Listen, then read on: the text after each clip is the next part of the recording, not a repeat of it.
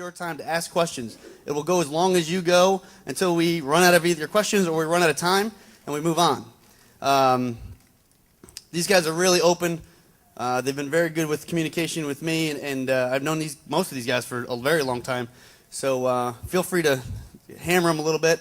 I'd like to see them sweat, if you wouldn't mind, and then they're going to give their answers back to you. Any questions there?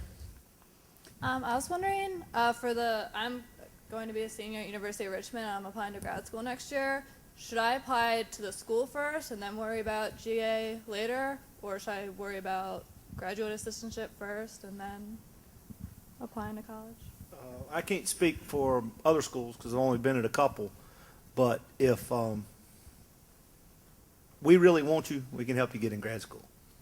So, so if you can get a job first, they can probably help you get in grad school. Even if it's provisional, we could help you get in grad school. So just from my setting. You know, we at South Point, we don't have graduate assistant positions. And you know, when I first got there, we were just having this conversation earlier. It was me with 17 sports, and we no assistants, no nothing. So we started a comprehensive internship program that's grown significantly. But to give I'll tell you the answer that I give the 16 interns that I have right now in their summer program. My opinion is that you pick your opportunities. You know, most graduate assistant positions are going to pay somewhere around 10 to 15,000, maybe a little bit more, maybe pay for school, maybe not. And for me, that's not very enticing. You know, what is enticing is knowing that I can go up to Penn State and work with JT, or I can go to Florida, I can work with Mickey, or I can go to anywhere that has a great strength program, great school, great athletics program that's going to benefit you in the long run. And now I'm not saying that you can't learn at any of these smaller universities, or you're not gaining a lot of experience. But what you are doing is you're gaining opportunities later on down the road, and you're learning from great strength coaches, those types of things. Me personally, I think you pick the school that you want to go to, the area that you want to go to, an area that you have connections that you can find living situations cheaply, those types of things, and you volunteer and you go to grad school. You know, then because you can work part-time, you can go work 20 hours a week at $8 an hour and make more a year than you would as a graduate assistant. And also volunteer for the other 40, 60 hours a week that you would normally be in the weight room.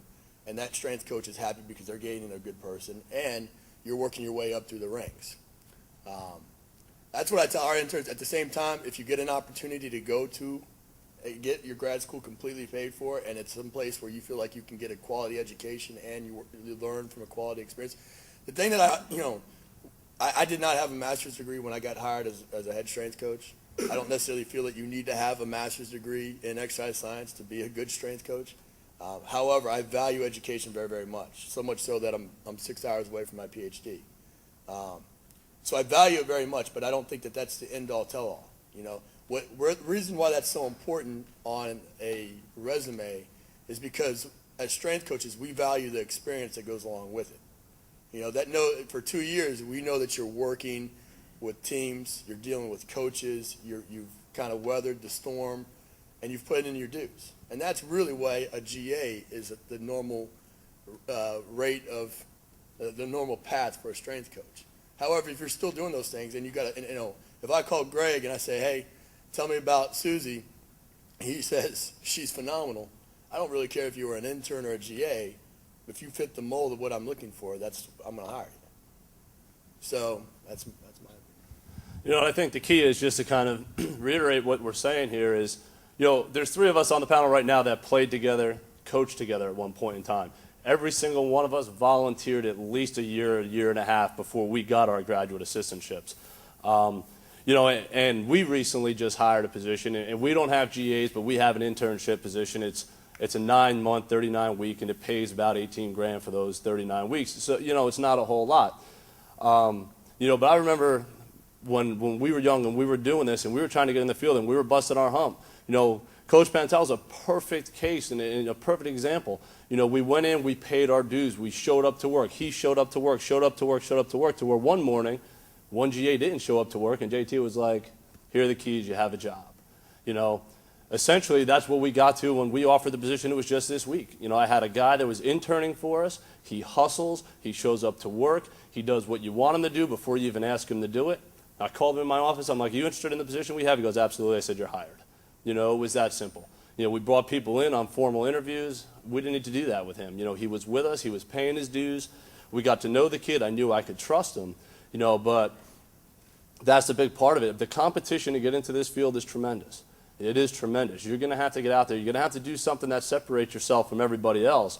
And a big part of that simply could be just going and volunteering time and showing your worth and proving to that staff that you bring something to the table, that you are valuable to them. And, you know, hey, it may not work out with me at Princeton, but, you know, Ryan calls me up and says, "Hey, I need somebody. Do you have somebody?" You know, any of these guys call up, say, "Absolutely, I got someone. She's great." You know, without a doubt, get her down, give her a look, and then, you know, and you make the decision from there. But you've really got to get out there and you got to hustle. You know, you have to get in. You got to be willing to pay your dues, spend some time, do a lot of the grunt work for, to be honest with you, no pay. I mean, that's basically how every one of us, you know, kind of broke into this, and I don't see it changing anytime in the near future. That's the nature of the beast. I mean, that's the field. That's what we work in right now.